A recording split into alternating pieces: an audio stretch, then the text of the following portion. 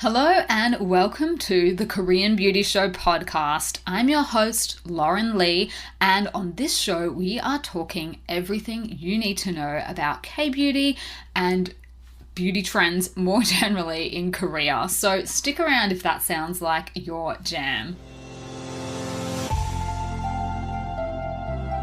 This week's podcast is brought to you by the brand new Kbeauty releases now available in America on veryshop.com. You can shop the hottest trending brands, including Jellicoe and Subi Beauty, in America on veryshop.com now. Okay guys, I am really excited for today's episode because we are talking Korean beauty trends to watch out for in 2022. I thought, it is still the beginning of the year. We have an entire year ahead of us, even though obviously quite uncertain. No one really knows what's going to happen this year. I think I've kind of just given up on trying to predict things like when I might be able to get back to Australia without having to do a super long quarantine, when I might see my family again. It has been a long time since I've been able to see anyone at home, but there is just so much uncertainty in the world at the moment. There are, issues with traveling, with getting flights that don't get cancelled. There are issues getting tourist visas to travel. So who even knows what this year is going to have in store for us? I have a couple of exciting things, I guess, on the horizon. And one of those is that we will be moving our office in February. So I am basically busy with that for the next couple of weeks. We've had our current office for about 3 years, but we are moving. We are going to Gangnam. We are moving south. So that is going to keep me a little bit busy and occupied for the next couple of weeks, trying to move everything out of the office. Move staff, move, boxes of product, desks, everything like that. So that is on my plate for the first part of this year anyway, but let's have a look at what is going to be trending, what I think. These are just my predictions. We can always come back to them later in the year and see if I was right or wrong, but this is what I'm seeing, and this is what I think we're going to be seeing more of this year in Kbeauty. And the number one thing I have on my list is Retinol and Bakuchiol. So if you are a long-time listener to the show, you will know that Kbeauty has traditionally shied away from retinol, and that's due to all of the perceived and some of the real pitfalls of using retinol in your routine. Koreans generally tend to take a much more softly, gently approach to their skincare rather than dramatic overnight results. That's not really what Kbeauty is all about. It's about consistency, it's about long-term care, it's about, treating the skin and treating root causes of problems and a lot of prevention rather than a cure. So, traditionally retinol has been a really popular ingredient in countries like America and Australia. After people have already really damaged their skin, they're like, oh my God, I need to undo this. What am I going to use? Okay, let's use retinol. Whereas Koreans tend to start their skincare from a much younger age and are a lot more diligent about it. And they're a lot more diligent, particularly about things like sun protection from a very young age. So they don't tend to have a lot of the really big ticket skin issues that we see in the West. Things like really bad photo damage from spending time in the sun, lots of premature wrinkles and lines and things like that. That's not as big of a concern in Korea as it is in other places. And I think that's because they just spend so much more time from a much younger age learning how to take care of their skin that by the time they get to their 20s and 30s, they've already got a routine in place. They kind of know what they're doing. Now, that's not to say, Koreans don't get wrinkles. Of course they do. We're all aging. But, Asian skin also does have a lot more elastin in it naturally than certainly than Caucasian skin. So the signs of aging tend to show up a little differently for Koreans as opposed to Westerners. However, having said all of that, I am seeing more and more releases featuring ingredients like retinol and Bakuchiol. And Bakuchiol is one of these ingredients that I'm seeing being touted as a natural retinol alternative. And I think the reason people are using this kind of phrase, natural retinol alternative, one of the reasons is because they're trying to jump on the clean beauty train and they're like, oh, this is natural. Ignore that. That doesn't really factor into it. I think more I would put more stock in the fact that Bakuchiol has shown that it has the potential to have a lot of the same benefits to the skin as retinol. So I think that's where the similarities lie. The marketing around it being more natural, I just think, like, who cares? Like, skincare ingredients are not more efficient, efficacious. They don't work better if they're natural. Like, that's not a thing in skincare. And in fact, a lot of the chemicals, the ingredients that we are most familiar with, that we know the most about, that are the most well studied, are the ones that are made in a lab. So I think when it comes to skincare, natural is definitely not always better. Retinol is the golden standard in anti-aging, and that is backed up by lots and lots of data, basically. So I think, one thing I would say about the difference between retinol and Bakuchiol is that Bakuchiol is going to be a much gentler alternative. So if you find that your skin just goes berserk, a bit haywire, has a really bad adjustment period to retinol, Bakuchiol might be something to look into for you. People with more sensitive skin, people with damaged skin, people that don't want to overdo it. Maybe you have, had a really bad experience before with over exfoliating your skin. I know that feeling really, really well. And I also know, for me personally, my skin cannot tolerate any of these more harsh chemicals, these harsher acids and things like that. And that's just because it is very, very, very, very finicky, very reactive, sensitive, breakout prone, and dry.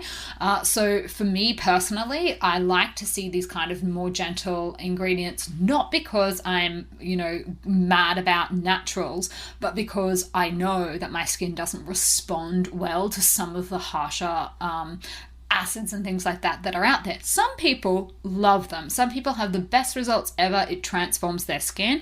My skin responds very, very poorly to ingredients and products like that. And that is just something that I have learnt over the years, that if I want my skin to look its best, then I kind of need to play it a lot more gentle and a lot more safer in terms of the ingredients that I know that my skin responds to. So that is the only thing I would say about that. I don't think you need to pay too much attention to the fact that it's natural. It is a plant extract, so if you are vegan and that's something that you are very conscious about what you're putting into your body and putting onto your skin, then that might be a consideration for you as well. Now, I have seen a lot of releases in Kbeauty already from brands that are working with these ingredients. 23 Years Old has a Bakuchiol ampoule and a Bakuchiol cream. Both of those are on stylestory.com.au at the moment. And that is just a really, really interesting release from a brand that is targeting people who are in their 20s and 30s. That's the stated target, who they think the products will work best for, that are experiencing these things like fine lines for the first time, that want to sort of try and experiment with these ingredients and products. So check that out if that sounds like you. Innisfree had one as well, a release last year. It is now available in Australia as well at Style Story, and that is their Retinol Seeker ampoule. So a really interesting release from them, combining a Kbeauty favorite for soothing the skin with retinol as well. Chosonger 22 has a retinol cream as well, and that's also one that they are recommending for people in their 20s and 30s, so younger skin types. That's who they've formulated it for. And then if you are more of the mature end of the scale, if you experiencing things like dryness, then Charm Zone has a de-age retinol line that is specifically formulated for you. and also Applebee. They have a really, really popular Retinol Vitamin A Moisture Cream. That is one of our best-selling products for mature skin on Style Story. So I'm just seeing more and more brands in general come out with formulas that contain these ingredients, and I think we're going to see more of it. Now, I'm not going to say that a lot of these are going to be as harsh or as intense as some of the results that you will get from products overseas. I don't think that's likely, because that's not what Kbeauty is about. It's all about smaller incremental changes rather than like one night dramatic overhaul and you wake up to a completely different skin. That's not the Kbeauty approach. So I don't think we're going to see that, but I do think that we are going to have a lot more options in the market for products that contain these ingredients. So that's my prediction for Retinol and Bakuchiol. Now, the next trend to watch out for in 2022 is multi-use products. And again, this is not entirely new. Kbeauty has been moving this way for the last couple of years. But I think that particularly, with the pandemic and everything going on, I just think that Kbeauty is moving further away from intricate routines in favor of things that just do more with less. So I'm seeing things like on Instagram, Korean beauty bloggers are doing things like using their toner to double as a mask. So you'll see they pick a really, really hydrating toner formula. Something like CosRx's Propolis Synergy toner is a good option, and you dab the toner onto like a little pad, the little cotton pads. The thinner the better, ideally really, really paper thin little pads, and place them on your forehead, on your cheeks, on your chin, where you would place a sheet mask, but you're doing this instead of a sheet mask. I'm seeing a lot of people doing that. That's really, really trending, and so many multi-use products as well are hitting the market. So just things that you can really incorporate into your routine in lots of different ways. That seems to be where everything is trending. So for example, our Jellicoe Bubble Tea Steam Cream, we kind of wanted to do that as well. So instead of using a serum, an oil, and a moisturizer, if you want to, it has all of the benefits of those 3 products in a single product. So that was kind of what we were thinking with that. If you want to cut down on your routine, say you're going away, you're going overseas, you don't have room in your bag for serum and oil, you can just use this moisturizer instead because it has all of the benefits. Things like Subi Brightening Powder Cleanser. So that combines a really light exfoliator that's great for sensitive skin if you keep it more gritty. So, it comes in a powder form. The way you use it as a cleanser is you mix it with water, and it literally foams up into a fluffy cloud-like foam in your hands, and then you would put it on your face and cleanse. But if you want to use it as an exfoliator, you just use less water, keep it a little bit grittier, and then it acts as an exfoliant. So that's a 2-in-1 benefit. Another product, Hollow Dream Brightening Pore Minimizing Mask.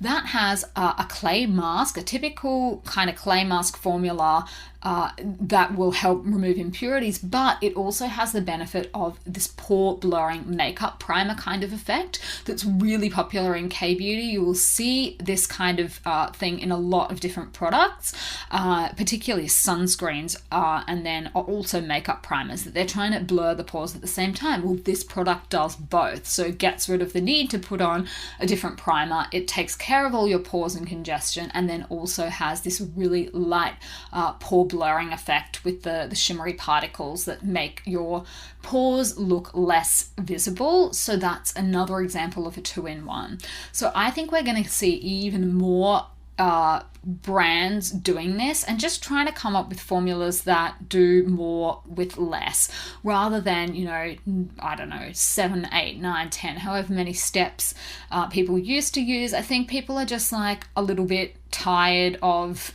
the daily life at the moment is getting the best of a lot of people. There's a lot going on. There's a lot of stress. You don't want to have to worry about it. If you can find products that just do a lot of different things at once, it's just really convenient and takes things off your to-do list, takes things off your mind. I think that's why we're seeing this trend. Now, the number 3 thing, and we've spoken about this numerous times on the show last year, sustainability. This is definitely the way that the Kbeauty industry is trending trending, we are going to see even more about sustainability. So the regulation on recycling labels that I was speaking about on the show earlier last year have already come into effect. I've actually seen a couple of products already displaying the newly required recycling labels, and they indicate how easy or difficult a product is to recycle.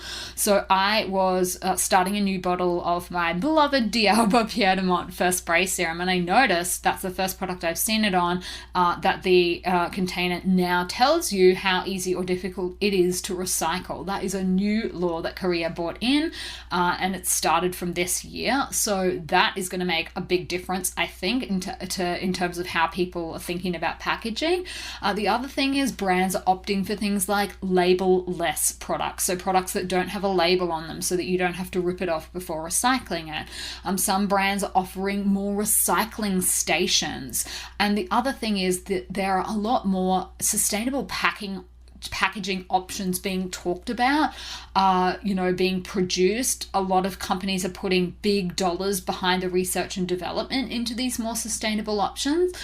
So I think all of this is going to take a long time to trickle down, particularly to the smaller and medium-sized brands, just because they don't have the budget to put behind these kind of groundbreaking, in a way, research that needs to be done into how we can better repackage or package products to begin with.